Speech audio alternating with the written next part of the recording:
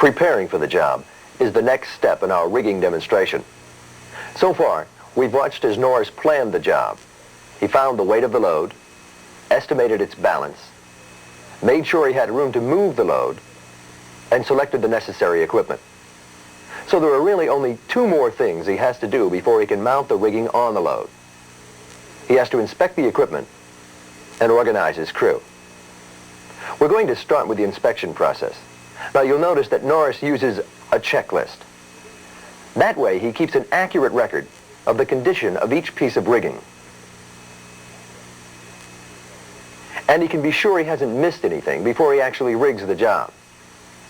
The first thing he has to check is the condition of the eye bolts.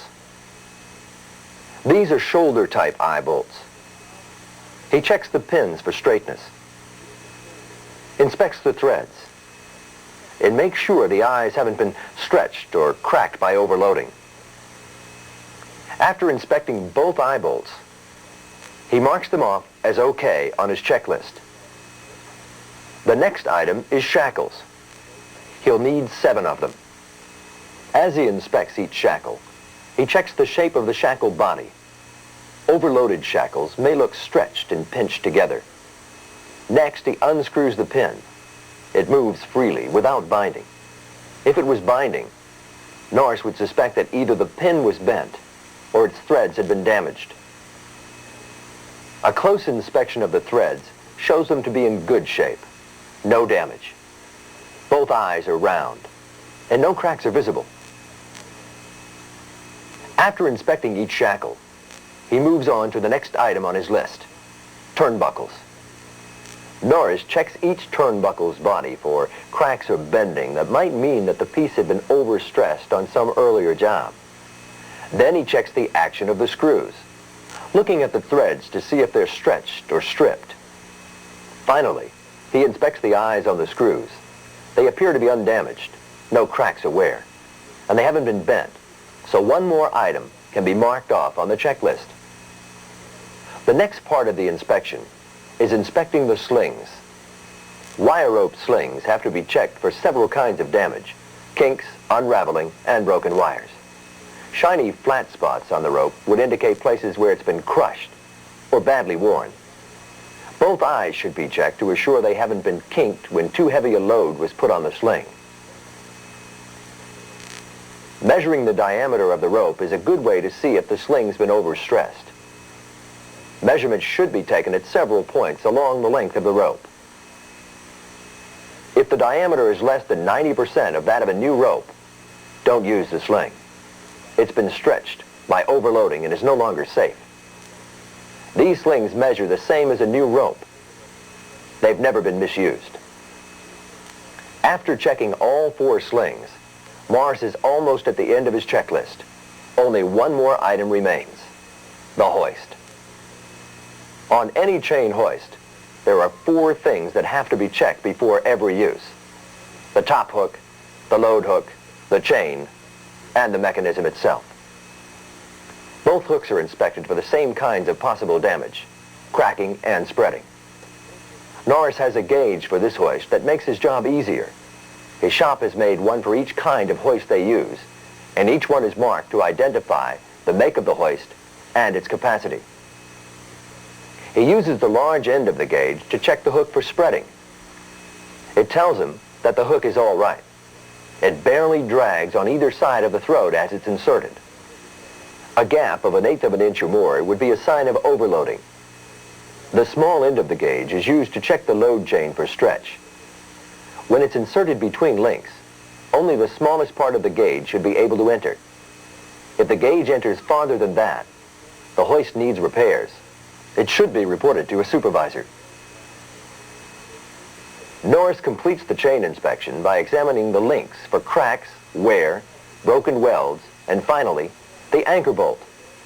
Once he's convinced that the chain is in good shape, he can turn his attention to the other working parts of the hoist. The hand chain moves smoothly and easily. If it didn't, it would be a sign of damaged internal parts or not enough lubrication. Either problem would be enough to warrant removing the hoist from service. Now Norris has inspected all the equipment he needs for his part of the job. He checked the eye bolts, the shackles, the turnbuckles, the slings, and the hoist. The overhead crane will be carefully inspected by its operator. On some of your rigging jobs, though, you're likely to need equipment that Norris didn't have to bother with. For example, you might be using nylon slings or a load leveler. If you're using nylon slings, inspect them along their length for cuts or excessive wear.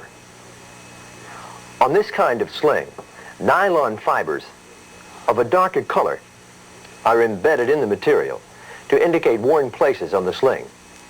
Where the material is worn especially thin, the darker colored fibers will show up on the surface.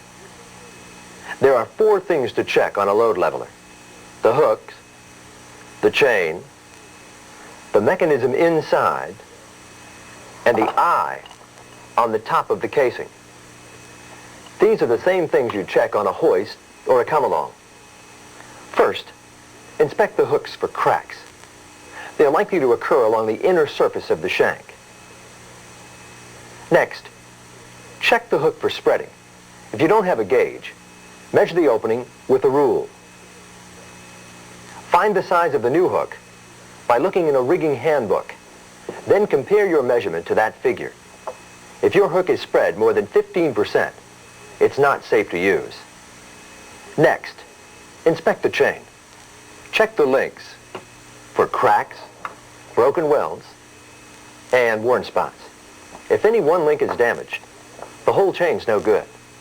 Overloading will damage every link, but you can't always see the result.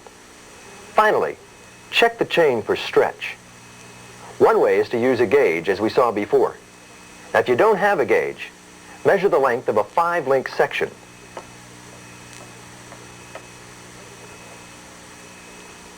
Compare this measurement to the nominal figure given in a rigging handbook. If it's within 10%, the chain is okay to use. The next part of the inspection is to check the action of the internal parts. The hex adjuster should rotate the sheaves smoothly in either direction. If it's hard to move, it's time to take the load leveler in for repairs or lubrication.